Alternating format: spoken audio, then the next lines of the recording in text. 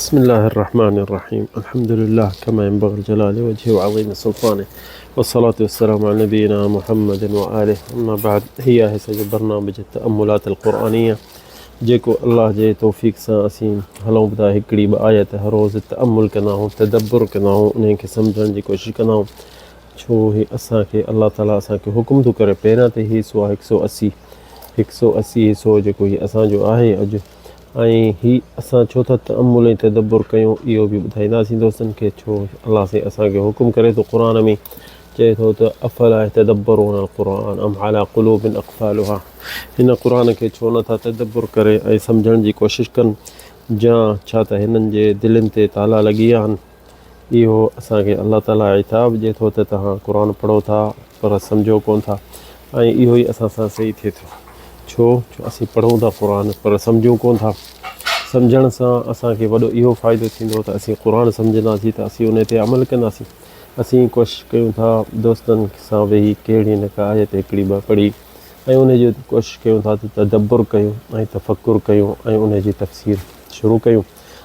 ऐं अॼु जेकी असांखे आयत आहे 37 सूरत अल-अहज़ाब जी, 37 सूरत अल-अहज़ाब। इहा आयत अज़ीम आया ऐं वॾो किसो हिकिड़ो थियो उन जो। दोस्त ॾिसो, क़ुर पढ़ूं था असीं सभई, पर केर बि सम्झे के कोन थो सम्झे त हिन जो किसो हिन आयत जे पोयां छा आहे। तंहिंजे करे ही असीं पढ़ूं 36 खां वठी पढ़ूं था 37 ताईं, त इहा असीं पढ़ूं त ऐं कुझु इन्हनि खे सम्झण जी कोशिशि कयूं त असीं ही आयत जेकी असांखे अल्लाह ताला हिन में चए थो त अऊज़ु बिल्लाहि मिनश शैतानिर रजीम, त अऊज़ु बिल्लाहि मिनश शैतानिर रजीम वइज़ तक़ूलु लिल्लज़ी अनअम अल्लाहु अलैहि व अनअमत अलैहि अमसिक अलैका ज़ौजक वत्तक़िल्लाह वतुख़फ़ी फ़ी नफ़्सिका मल्लाहु मुब्दीह वतख़शा अन्नास वल्लाहु अहक़्क़ु अन तख़शाह फलम्मा क़ज़ा ज़ैद मिन्हा वतरन ज़व्वजनाकहा लिकै ला यकून अलल मुमिनीन हरजुन फ़ी अज़वाजि अदइयाइहिम इज़ा क़ज़ौ मिनहुन्न वतरा वकान अम्रुल्लाहि मफ़ऊला। अजीब ही किस्सो आहे त नबी करीम सल्लल्लाहु अलैहि वसल्लम उन जेको पहिरियां नबी करीम हिकिड़ो पंहिंजो पुटु तातियो हो ज़ैद, ऐं नंढो थी वॾो थियो ऐं उन खे शादी कराई ऐं माण्हुनि जे अॻियां चई छॾी त हीउ मुंहिंजो पुटु आहे। एतिरे क़दुरु जो उन खे ज़ैद इब्न मुहम्मद चवंदा हुआ, ज़ैद इब्न मुहम्मद चवंदा हुआ। त नबी करीम सल्लल्लाहु अलैहि वसल्लम त उहो ख़रीदार हो छोकिरो, जीअं ग़ुलाम अॻे में ख़रीद थींदा, ईअं त उहो नबी करीम उनखे नंढो थी वॾो थियो। पोइ उनजे माइट बि अचे उनखे मिलिया त मोटाइण जे लाइ, पर हुन नबी करीम सल्लल्लाहु अलैहि वसल्लम उनजे माइटनि उनजे पीउ खे चयो त जे तोसां वञणु चाहे थो मां तोखे ॾेई छॾींदुसि। त मां त ख़रीद कयो हो बाज़ार मां, ऐं बाक़ी जे नथो वञणु चाहे त भले हिते रहे। त पोइ उन चयो त मां नबी करीम जो इख़्लाक़ ॾिठईं ऐं हिते मके में रहणु ॾिठईं, छो जो ॿी शहर खां हिनखे अलाए केॾां खणी आया माण्हू, जे अॻ में धाड़ा हणंदा हुआ, चोरियूं कंदा हुआ, या माण्हुनि खे फुरींदा हुआ रस्तनि में, ईअं हूंदो हो इस्लाम खां अॻ में। त हिन ज़ैद खे ईअं खणी आया ऐं हिन जो नालो हो ज़ैद इब्न हारिसा कल्बी। ही हिकिड़ी ॿी ज़ात मां हल्की ज़ात, ही ॿियनि परे ॻोठनि में ॿियनि शहरनि खां हूंदो। त हिन इख़्तियार कयो नबी करीम खे। त जेॾी महिल नबी करीम खे इख़्तियार कई पीउ ऐं चाचा आयासीं वठणु, त नबी करीम चयो त हीउ अॼु खां वठी मुंहिंजो पुटु आहे। तंहिंजे करे ज़ैद इब्न मुहम्मद हिन खे चवंदा हुआ। पोइ जेॾी महिल शरीयत जो अल्लाह ताला हुकुम कयो त इहा जेकी आयत आहे मा कान मुहम्मदन अबा अहदिन मिन रिजालिकुम, त अल्लाह साईं झले छॾियो त इन शइ केर बि पंहिंजो तबनी, यानी ईअं ॿिए कंहिं छोकिरे जो पंहिंजे औलाद जो नालो पंहिंजे पाण ते न, पर उहो यानी नबी करीम सां गॾु रहियो ऐं नंढो थी वॾो थियो ऐं नबी करीम उनखे शादी बि कराई। ज़ैनब, हज़रत ज़ैनब बिन जहश खां उन मां नबी करीम शादी कराईसीं पंहिंजी माइटाणी। ॾिसो इहो ग़ुलाम हो उन टाइम में, पर नबी करीम हुनखे शादी कराई पंहिंजी माइटाणी ज़ैनब मां। त उहा जेॾीमहिल उहा जेके मके में जेके हिन ज़ैनब उहे थोरी तबियत जी तेज़ तबियत जी हुई, ऐं हीअ जेके ज़ैद हो सफ़ा थधे तबियत जो हूंदो, त ठहंदा कोन हा, सदाईं नबी करीम खे शिकायत कंदो, छो जो पीउ जे मंज़िल ते हुअसि ऐं चवंदोसीं या रसूल अल्लाह मां ज़ैनब सां ठहां कोन थो। त नबी करीम सदाईं हिन खे चवंदो हो त तूं सब्र कर, ऐं त हिते यानी हुनखे चवंदो हो त इहो इन घरवारी ते कुझु सब्र कर, हू तबियत जी तेज़ आहे, हीअं। पर हिते अल्लाह साईं हिन खे नबी करीम खे इताब थो करे, इताब अल हबीब जीअं चवंदा आहिनि। त नबी करीम खे सम्झाए थो अल्लाह ताला त हीअं कर हीअं न कर, छो जो इहा बि हिकिड़ी आयत इताब जी आहे। त नबी करीम खे इहा हिकिड़ी सबूत आहे त बशरियत आहे, इंसान आहे, बशर आहे। त हिते छा थो अलाह साईं इन आयत में चए थो वइद तक़ूलु लिल्लज़ी अनअम अल्लाहु अलैहि व अनअमत अलैहि अलाह साईं चए थो जंहिं ते तो यानी उन ते तफ़द्दुल ऐं नेमत कई छो जो हिन खे ख़रीद थियल हो पर हिन खे आज़ादु कई यानी तो हिन ते भलाई कई हिन ज़ैद ते नाम उहा अलाह जी बि नेमत उन ते थी अमसिक अलैका ज़ौजिक तूं अलाह अमसिक अलैका ज़ौजक त अलाह साईं नबी करीम खे चए तूं त हुनखे चईं थो त पंहिंजे घरवारी खे क़ाबू कर ऐं पंहिंजे घरवारी ते सबुरु कर वतक़िल्लाह अमसिक अलैका ज़ौजक वतक़िल्लाह ऐं अलाह जो ख़ौफ़ कर उन में त हिते अलाह साईं नबी करीम खे चए थो वतुख़्फ़ी फ़ी नफ़्सिक मल्लाहु मुब्दी ऐं जेके तूं सीने में या मोहम्मद या नबी तूं जेके सीने में जेके तूं ॻाल्हि रखी थो उहा अलाह खे ख़बर आहे तुख़्फ़ी फ़ी नफ़्सिक तूं पंहिंजे पाण में दिलि में जेकी ॻाल्हि रखे वेठो आहीं त उलमा जे तफ़सीर में अचनि था त नबी करीम जो इहा दिलि में हुई त जे ज़ैद छॾी ज़ैनब त मां हिन सां शादी कयां जे छॾी हिते त चएसि थो त तूं सबुरु कर पंहिंजे घरवारी ते ऐं इन सां कुझु टाइम यानी जेतिरो गुज़ारे सघे सबुरु कर ऐं सभु शइ सही थी वेंदी पर अलाह साईं क़ुर में हिन खे इहा सभु शइ ज़ाहिर करे छॾी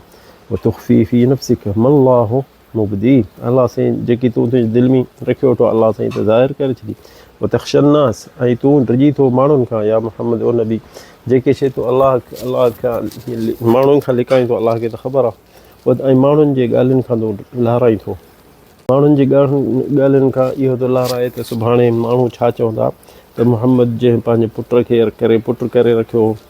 खणी इस्लाम में पोइ झले छॾियो इन शइ खां त इहो नाहे करिणो त बनी उनखे आज़ादु करे छॾी ऐं उन खां पोइ हुन ज़ैद बिन हारिसा सभई चवंदा हुआसीं पर पहिरियां त नंढो थी वॾो थियो नबी जे घर में त अलाह साईं हिते चएसि थो त हिते उहा तुख़्फ़ी फ़ी नफ़्सिक तुंहिंजे सीने में जेके ॻाल्हियूं लिखियलु अल्लाहु मुब्दी मल्लाहु मुब्दी अलाह साईं तूं उहा शइ ज़ाहिर करे छॾी उहा तख़्शन्नास माण्हू तूं मुनाफ़िक़नि खां डिॼी थो त सुभाणे गिलायूं हलाईंदा माण्हू ॻाल्हियूं कंदा त अल्लाहु अहक़ु अन तख़्शा तूं अलाह खां डिॼ ऐं इन मुनाफ़िक़नि खां न लहारा फलम्मा क़ज़ा ज़ैद मिनहा वतरन अलाह साईं चए थो त हीअ ज़ैद जेॾी महिल हिन माई खे तलाक ॾिनी छो जो उन ज़ैद उन नबी करीम जॾहिं 2-3 दफ़ा आयो त चईंसि या रसूल अल्लाह मूंखां ॾाढी आहे मां हीअ तबियत जी कड़क आहे मां थधी तबियत जो मां हिन सां न रही सघंदुसि नबी करीम झलियोसि 2-3 दफ़ा तलाक न ॾे उनखे ज़ैनब खे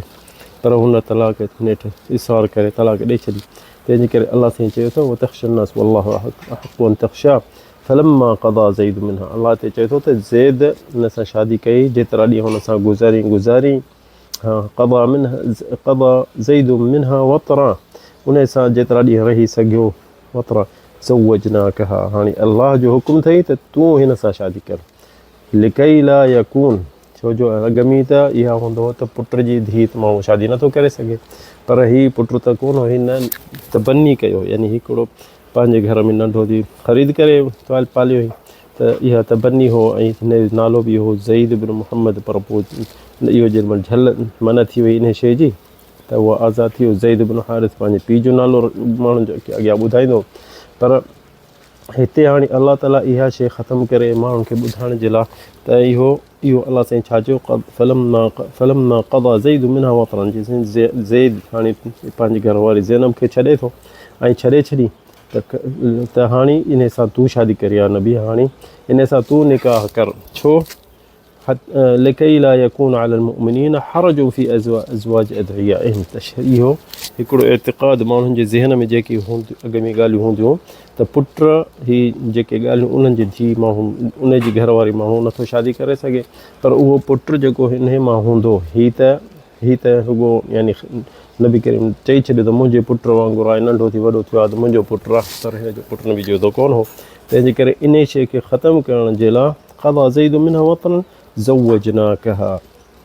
लिकई ला यकून अलल मुमिनीन हरजुन फी अज़वाज अदइयाइहिम हिन जे करे त इहा जेकी सोच माण्हुनि जे ज़हन में हूंदी कहिड़ी त पंहिंजे पुट जी धीउ सां कीअं शादी कंदो पंहिंजे पुट जे घरवारी सां कीअं शादी करे सघंदो त हाणे इहा शइ ख़तमु थियण वारी आहे छो जो हीउ पुटु न आहे अज़वाज अदइयाइहिम इज़ा क़ज़ौ मिनहुन वतरा वकान अम्रुल्लाहि मफ़ऊला त यानी अलाह जो हुकुम हलंदो ऐं माण्हुनि जी ॻाल्हियुनि ते थो रहे माण्हुनि जी ॻाल्हियुनि जे करे शरीयत मटाईंदो या सभु शइ मटाए सघंदो हिते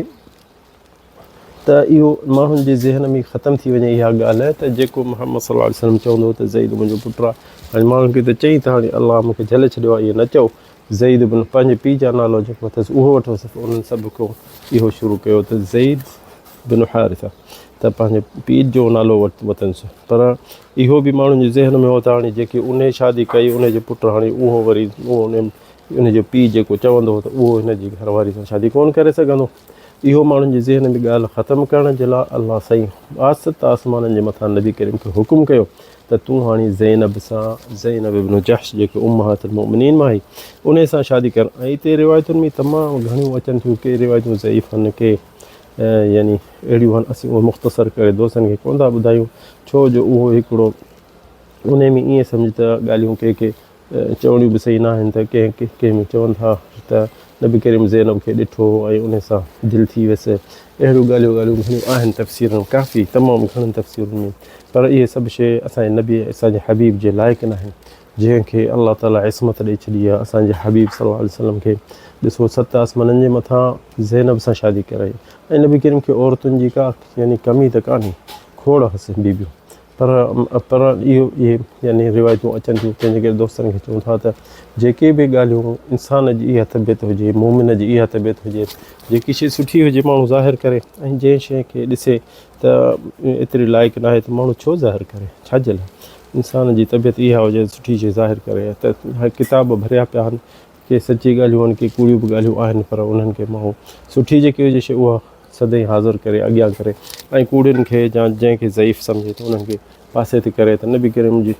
जी इहा तबियत कॾहिं नथी थी सघंदी त वञी पुट जी धीउ खे वञी नज़र में करे या ॾिसे या उन सां मोहबत थिएसि या दिलि थिएसि। खणी माइटाणी हुअसि ज़ैनब, पर इहो बि असांजे आम माण्हू को मोमिन न करे सघंदो त असांजो हबीब कीअं कंदो, असांजो नबी करीम कीअं कंदो। पर हीउ अलाह जे तरफ़ां हुकुम हो त नबी करीम तूं इन सां शादी कर।